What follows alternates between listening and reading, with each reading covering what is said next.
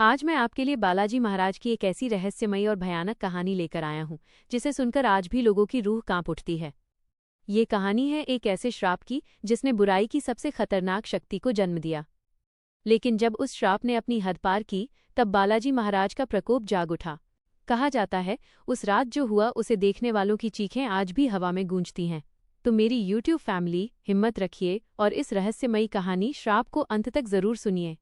ये कहानी किसी किताब के पन्नों से नहीं बल्कि उन बुजुर्गों की कांपती जुबानों से निकली है जिन्होंने उस काली रात को अपनी आंखों से देखा था। गांव की चौपाल पर जलती उस आखिरी लालटेन की मध्यम रोशनी में जब कोई पुराना राही ये किस्सा सुनाता है तो सुनने वालों का खून जम जाता है। वो कहता है, सुनो, ये उस श्राप की दास्तान है जो आज भी मेहंदीपुर की मिट्टी में सांस ले रहा है। राजस्थान के उस रेतीले इलाके में एक गांव हुआ करता था, कालीधाम। नाम जितना भयावह था उसकी सोहबत उससे कहीं ज्यादा खौफनाक।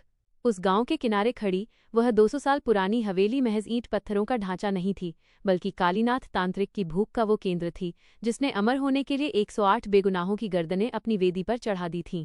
कहते हैं जब 109वीं बलि की बारी आई तो आसमान ने अपना रंग बदल लिया था। कालीनाथ की वो आखिरी चीख आज भी उस हवेली की दरारों में कैद है। गांव का एक नौजवान था, अर्जुन।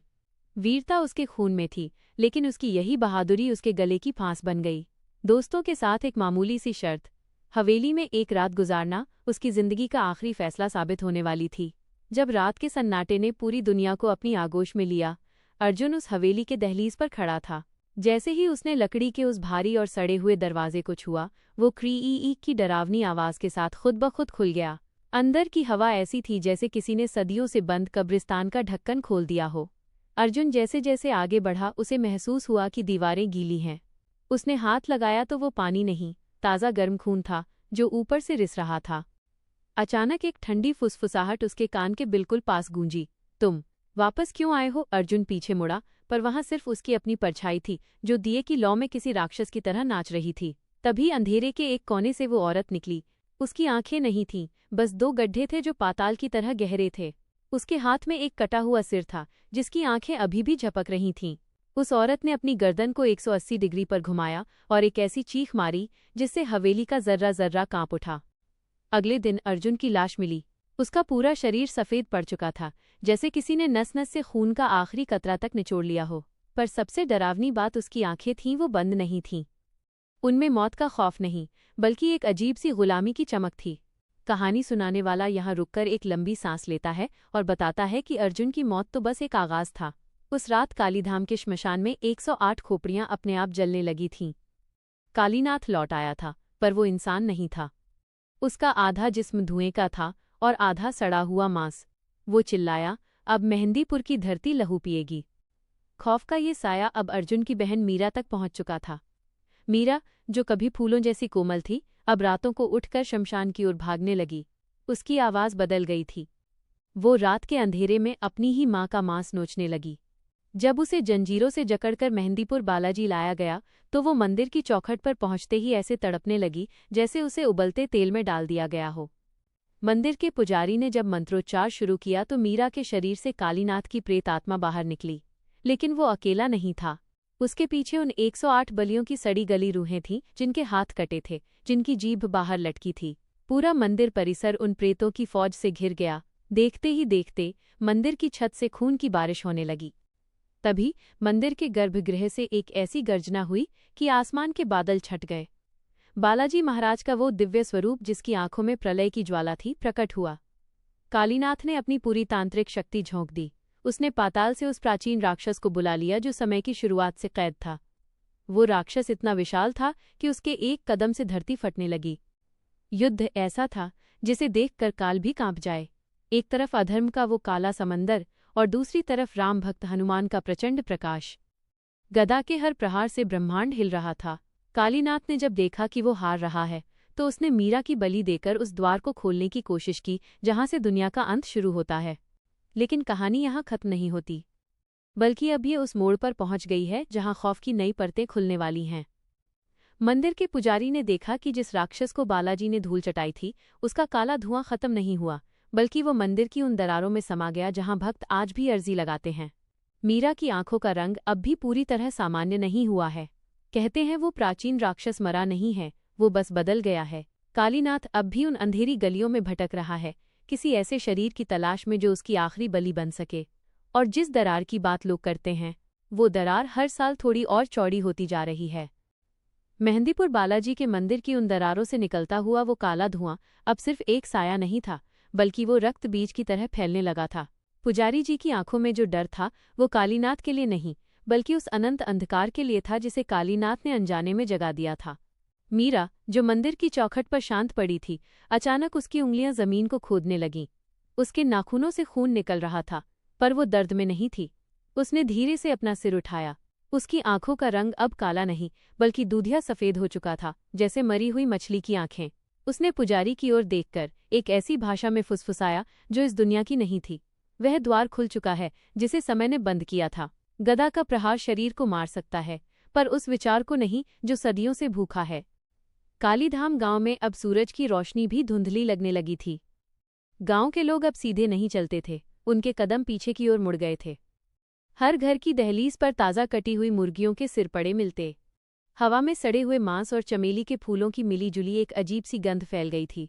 मंदिर के बूढ़े पुजारी समझ चुके थे कि बालाजी महाराज ने उस दैत्य को परास्त तो कर दिया है, लेकिन कालीनाथ ने अपनी अंतिम बलि के रूप में स्वयं की आत्मा को उस प्राचीन राक्षस के हवाले कर दिया था। अब वो तांत्रिक मरकर और भी शक्तिशाली हो गया था।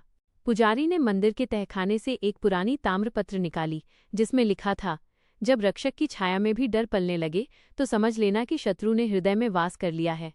तभी अचानक मंदिर के घंटे अपने आप बजने लगे। हवा इतनी तेज चली कि पीतल के भारी दिए बुझ गए। मंदिर की उन चौड़ी होती दरारों से करोड़ों की संख्या में काली चींटियां निकलने लगीं, जो देखते ही देखते इंसानी शक्लों में बदलने लगीं। ये वही 108 बलियां थीं जिन्हें कालीनाथ ने चढ़ाया था, पर अब वे प्रेत सेना बन चुकी थीं। हवेली की ओर से एक गर्जना हुई। अर्जुन की लाश, जिसे जलाया जा चुका था, श्मशान की राख से दोबारा जी उठी। वो अब अर्जुन नहीं था, वो कालीनाथ का नया वाहन था। वो हवा में तैरता हुआ मंदिर की ओर बढ़ने लगा और उसके पीछे पीछे पूरा श्मशान चल पड़ा। मीरा ने अचानक हवा में हाथ लहराया और मंदिर के कलश की ओर इशारा किया। कलश से रिसता हुआ पवित्र जल अब काला पड़ रहा था। पुजारी चिल्लाए, नहीं, यह भक्ति की परीक्षा नहीं, यह सृष्टि के अंत का सूत्रपात है। जैसे ही अर्जुन ने मंदिर की सीमा में कदम रखा, आकाश में बिजली कड़की और एक ऐसी आकृति उभरी जिसकी कल्पना मात्र से संतों की समाधि टूट जाए। वो छाया पुरुष था जिसका कोई अंत नहीं था।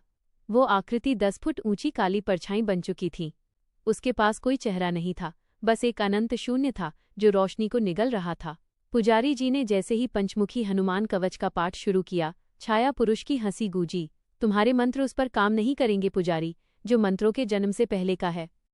मीरा अब मंदिर के फर्श पर रेंग रही थी। उसके शरीर की हड्डियों के टूटने और जुड़ने की भयानक आवाजें आ रही थीं। उसने मंदिर के पवित्र कुंड में हाथ डाला और देखते ही देखते गंगाजल खौलने लगा। कुंड से पानी की जगह गाढ़ा काला तरल बाहर आने लगा, जिसमें उन 108 बलियों के कटे हुए हाथ तैर रहे थे। मीरा ने एक हाथ बाहर निकाला और उसे चबाने लगी। गांव के वे लोग जिनके पैर मुड़ चुके थे, अब मंदिर की सीढ़ियों पर चढ़ रहे थे। उनकी आंखें पूरी तरह सफ़ेद थीं और वे एक ही सुर में बोल रहे थे, बलि अभी अधूरी है। पुजारी ने देखा कि जिन भक्तों ने आज तक मंदिर में अपनी अर्जी लगाई थी, उन अर्जियों के नारियल अपने आप फटने लगे। हर नारियल के अंदर से सिंदूर नहीं, बल्कि इंसानी भ्रूण के अवशेष निकल रहे थे। जब अंधकार अपनी चरम सीमा पर था, तभी गर्भगृह से एक ऐसी चमक निकली कि छाया पुरुष की परछाई झुलसने लगी। सिंदूरी रंग की एक विशाल आभा प्रकट हुई। यह साक्षात हनुमान जी का अतुलित बलधामा स्वरूप का तेज था। मंदिर की छत फटी और आकाश से बिजली की एक कड़क सीधे मंदिर के ध्वज स्तंभ पर गिरी। गदा का एक प्रहार जमीन पर हुआ, जिससे वो रक्तकुंड सूख गया और मीरा हवा में उछलकर मंदिर के खंभे से जा चिपकी। कालीनाथ ने हार मान ली होती अगर वो सिर्फ एक तांत्रिक होता, पर वो अब समय का कीड़ा बन चुका था। उसने अर्जुन की देह को त्याग दिया और सीधे पुजारी के पोते, छोटे से बालक आर्यन की आत्मा को अपनी गिरफ्त में ले लिया। पूरा मंदिर थम गया। एक तरफ साक्षात देव शक्ति थी और दूसरी तरफ एक निर्दोष बच्चे की जान। कालीनाथ आर्यन के गले पर अपनी काली उंगलियां फेरते हुए बोला, मारो मुझे महाबली, पर मेरे साथ ये वंश भी खत्म होगा। क्या तुम एक मासूम की बलि देकर जीतना चाहोगे? हवा ठहर गई है। पुजारी जी के हाथ से रुद्राक्ष की माला गिर चुकी है। आर्यन की आंखों से खून की एक बूंद टपकी। तभी खंभे से चिपकी हुई मीरा की चीख गूंजी। उसकी सफ़ेद आंखों में एक पल के लिए इंसानी दर्द लौटा। उसने अपनी उंगलियों से अपनी ही छाती को चीर दिया और उसमें से एक रुद्राक्ष निकाला, जो उसके भाई अर्जुन ने उसे बचपन में दिया था। मीरा लड़खड़ाते हुए आर्यन की ओर बढ़ी। कालीनाथ चिल्लाया, रुक जा तुच्छ कन्या। पुजारी जी ने समझ लिया था कि भगवान साक्षात दंड नहीं देंगे, वे भक्त को निमित्त बनाएंगे। उन्होंने मंदिर की जलती अखंड ज्योत से मुट्ठी भर राख उठाई। कालीनाथ, तू भूल गया कि 109वीं बलि पूरी नहीं हुई थी। वो अधूरी बलि किसी निर्दोष की नहीं, बल्कि उस अहंकार की होगी जिसे तूने पाला है। पुजारी ने मंत्रों का ऐसा स्वर छेड़ा कि मंदिर की दीवारों से ऐ की ध्वनि टकराने लगी। अचानक साक्षात बालाजी की प्रतिमा से एक सिंदूरी प्रकाश की किरण निकली और मीरा के उस रुद्राक्ष में समा गई।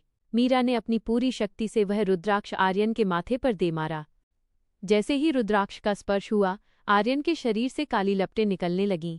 कालीनाथ की रूह बाहर खींचने लगी। वो दहाड़ा, नहीं, यह शून्य कभी नहीं मिटेगा। लेकिन उसकी आवाज़ को मंदिर के घंटों के शोर ने दबा दिया।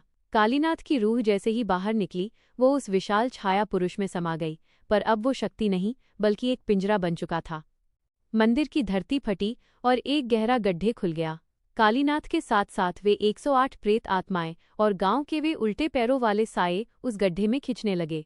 हवेली एक ही पल में मिट्टी के ढेर में तब्दील हो गई। सुबह की पहली किरण जब मंदिर की दहलीज पर पड़ी तो सन्नाटा पसरा था। आर्यन जीवित था, पर वो अब कभी बोल नहीं पाएगा। मीरा मंदिर की सीढ़ियों पर पत्थर की मूरत बन चुकी थी, जैसे वो आज भी पहरा दे रही हो। पुजारी ने उस दरार की ओर देखा जो अभी भी मंदिर के कोने में मौजूद थी। उन्होंने बुदबुदाया, अंधकार मरता नहीं है, वो बस प्रतीक्षा करता है। आज भी जब मेहंदीपुर में हवा तेज चलती है तो उन दरारों से एक धीमी फुसफुसाहट सुनाई देती है, बलि अभी अधूरी है। दोस्तों, आपको ये कहानी कैसी लगी? अपनी राय हमें कमेंट में ज़रूर बताएं। अगर आप चाहते हैं कि इस कहानी का पार्ट 2 जल्दी आए तो कमेंट में अपना नाम ज़रूर लिखें। वीडियो पसंद आया हो तो लाइक करें, शेयर करें और हमारे चैनल को सब्सक्राइब करना बिल्कुल न भूलें।